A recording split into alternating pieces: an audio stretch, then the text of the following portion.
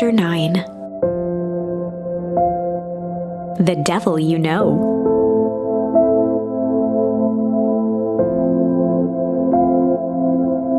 "7 months ago, Eleanor Van Horn crept down the maze of sterile hallways under perennial harvest.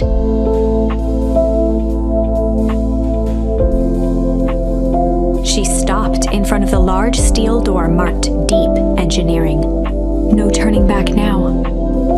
She raised a trembling hand. The stolen keycard worked as promised, and the door bust open with mechanical efficiency. She was immediately hit with the smell of disinfectant.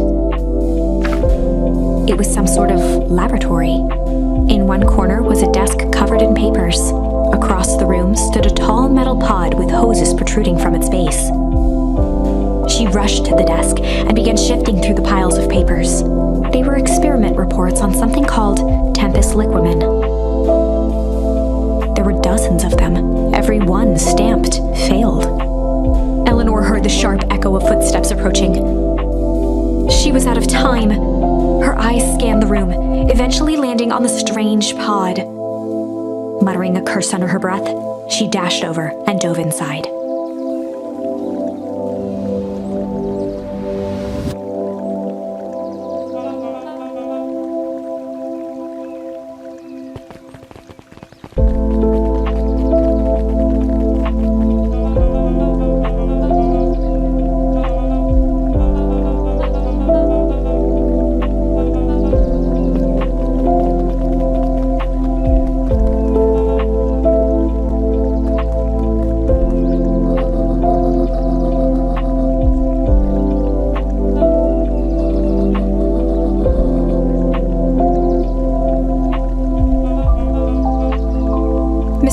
Addressed the crowd with a sarcastic tone.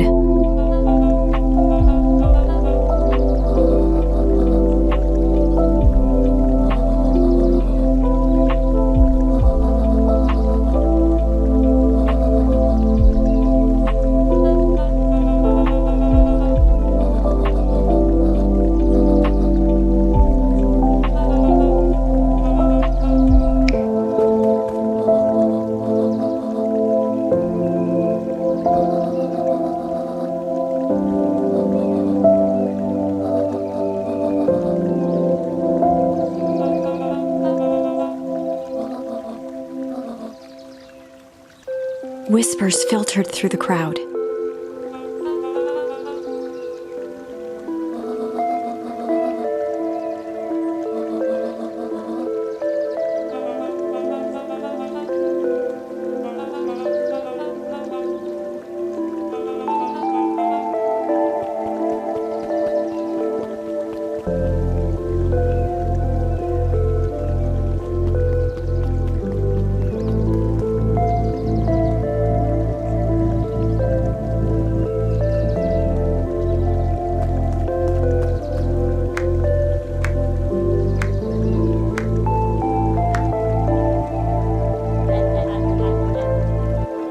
Torment dragged on Joseph Nuncrete's face.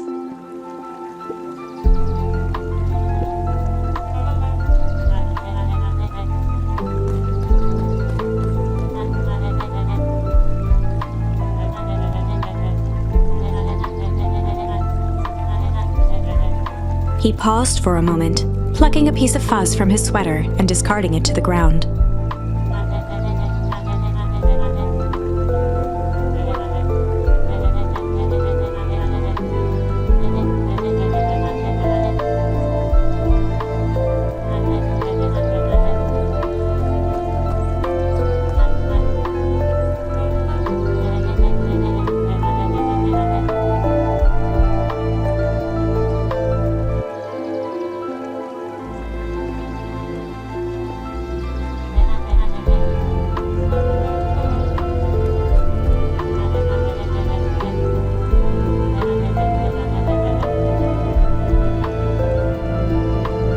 Gave a bow of deference.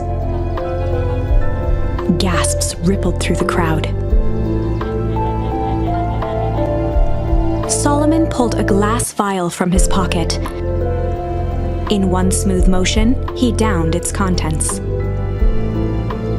triumphant smile grew across Solomon's lips. His body and face began to contort and expand as he disappeared into a belching green mist.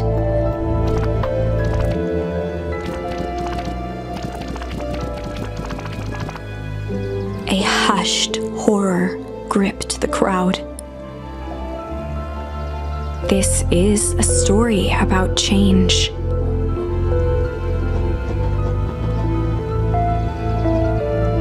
Sharper examined his new hands.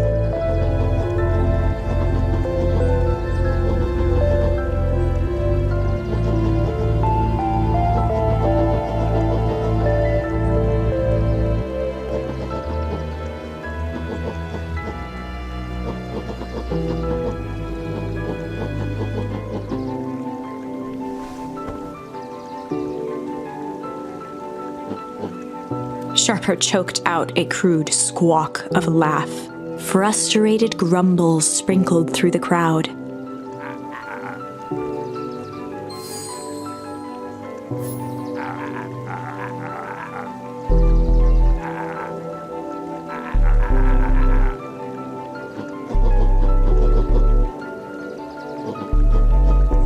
William Kerr gave a subtle nod to the clipboards.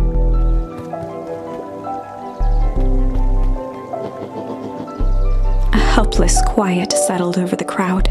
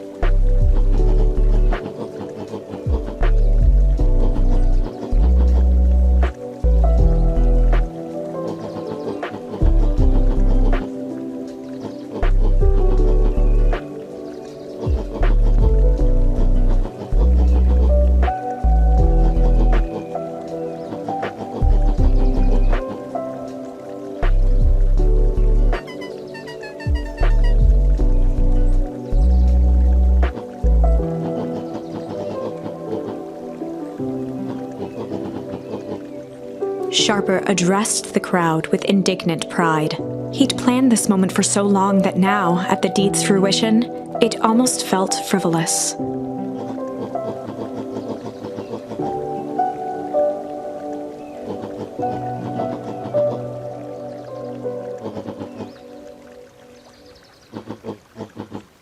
Mr. Kerr flourished a preposterously elaborate bow.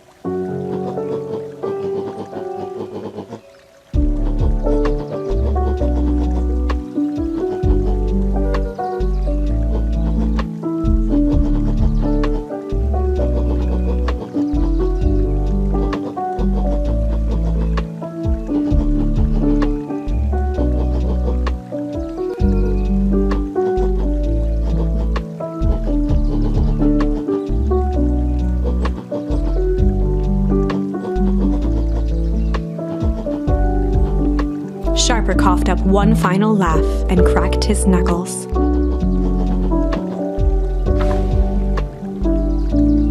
And so, Sharper set about remaking the town in his own image. The fertilizer factory soon reopened for business. Sales rose steadily as more and more farmers across the countryside began to swear by its miraculous properties. Beacon Pines became famous, a secretive town that, for the right price, shared its gifts with all. Gifts that became more and more necessary in a world where winters grew longer and longer.